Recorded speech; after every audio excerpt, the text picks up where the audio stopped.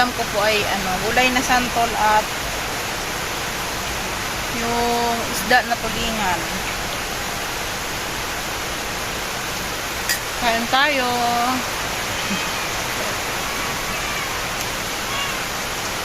Kumakain ako dito sa February. Ano? February.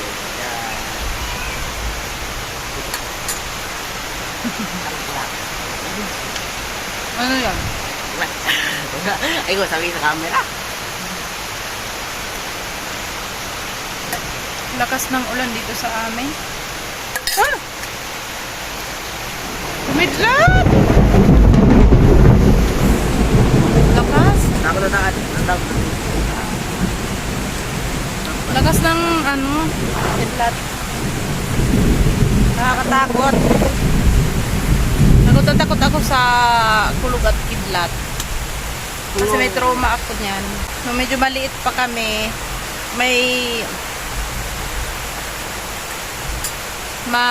puno ng nyog dun sa may tabi ng bahay namin. Tinamaan yun. Tapos Log.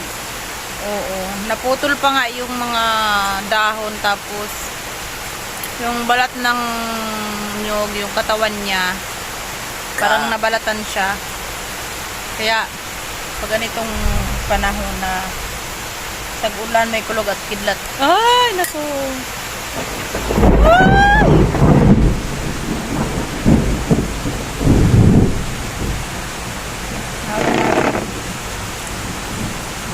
Sala mo nga itong bento, anak.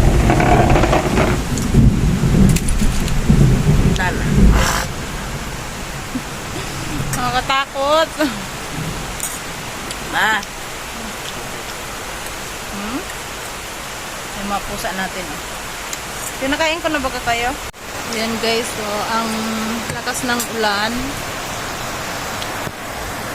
Lakas ng ulan sa labas. Sa school pa naman yung mga bata. Sa bagay, mamaya pa naman sila uuwi. 2 PM pa lang. Yung labasan nila is 4:15. Ay, nandiyan na naman. Nandiyan na naman yung kidlat. Ming, alis ka dyan. Gusto mo ano ka dyan?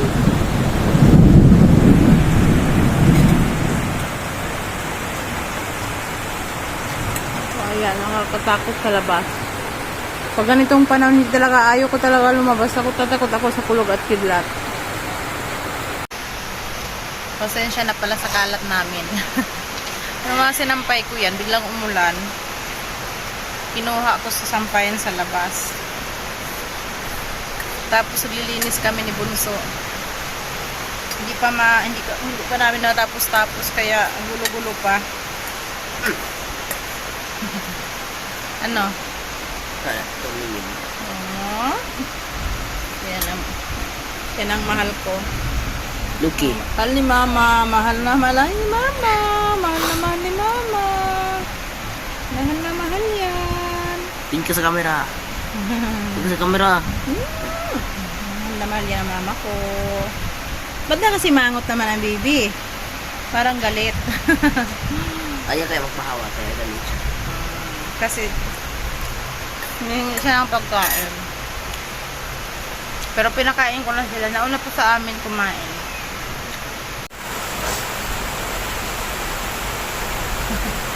Kumakain din pala itong isa. Alas 2 na po, kumakain pa lang kami. Alas 2 ng hapon. Kasi nag-brush kaming dalawa. Niyaya ko yung bunso ko na mag-brush ng yung anong tawag diyan, balkon dito sa amin.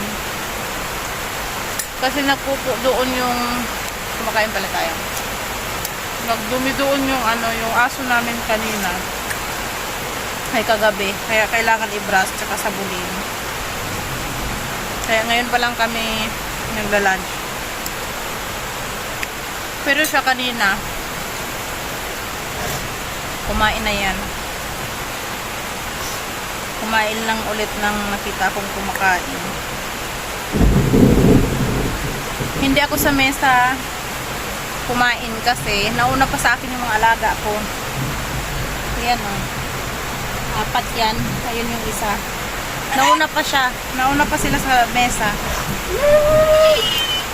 Kaya ito yung pag kumakain kami, kanya-kanyang pwesto.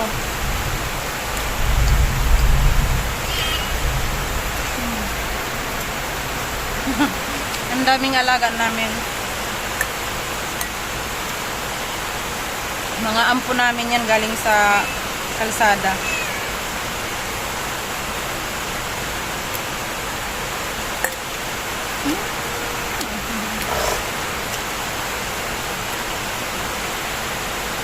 Dinalhan ako ng nanay ko ng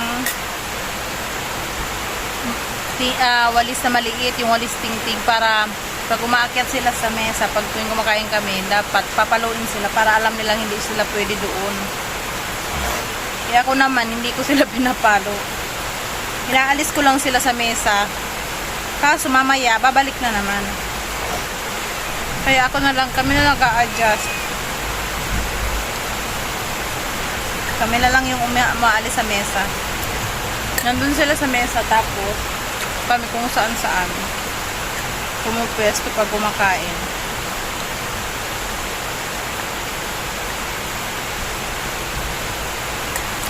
Konsentidora daw akong nanay.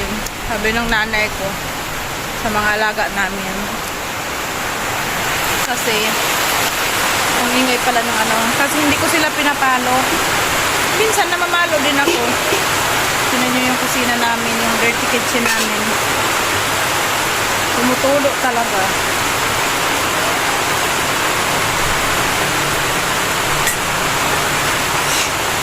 Hindi pa naaayos. Kumuha lang ako ng kunting kanin. Tapos babalik ako rito. Kasi ako sa mesa. Kasi susundan nila ako doon. So, ayan po. Kain muna kami. Bye.